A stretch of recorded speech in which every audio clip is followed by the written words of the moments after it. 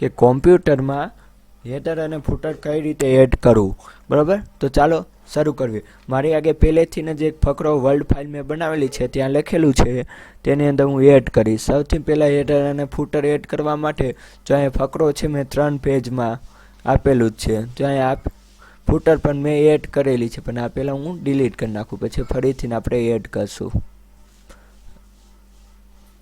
Okay,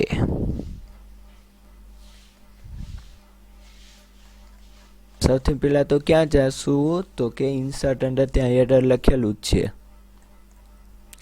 ત્યાં આપણે click કરવાનું. જો અલગ અલગ ડિઝાઇન સાથેની હેડર અને ફૂટર બતાવેલી છે કે આમાં તમને જે પણ અનુકૂળ લાગે તે તમે યુઝ કરી શકો છો. હું આ પહેલું યુઝ કરું છું. ત્યાં હું ટાઇટલ આપી દઈશ, ડબલ ક્લિક કરીશ એટલે આવી જશે. ત્યાં હું લખી વાળીશ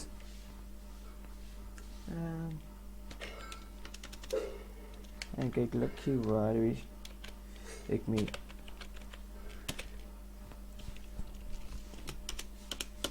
નહીં, અહીંયા લખશું આપણે MS વર્લ્ડ કરી નાખવી, MS વર્લ્ડ, બરાબર.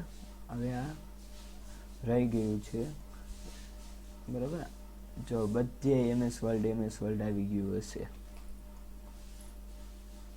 હવે ફૂટર એડ કરશું.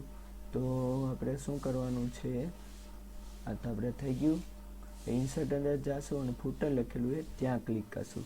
ત્યાં પણ આ નીચેનું એક જ રંગનું છે એટલે સિલેક્ટ કરી નાખશું. ટાઈપ ઓફ ટેક્સ,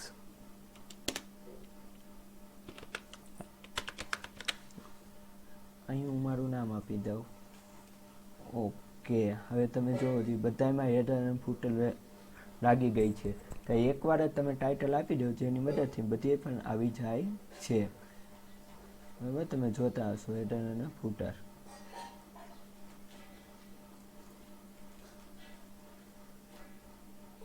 બધે લાગી ગઈ છે એવું. અને જો ફૂટરની સાઇઝ મોટી કરવી તો તમે આવી રીતે આમ કરી શકો. સેન્ટરમાં લેવું તો સેન્ટરમાં પણ આવી જાય, બધી એવી રીતે સેન્ટરમાં આવી જશે, બરાબર. પછી તમે આને સેવ આપી શકો છો એટલે સેવ થઈ જશે. આજનો વિડીયો પસંદ આવે તો લાઈક, શેર અને સબસ્ક્રાઈબ કરી દેજો.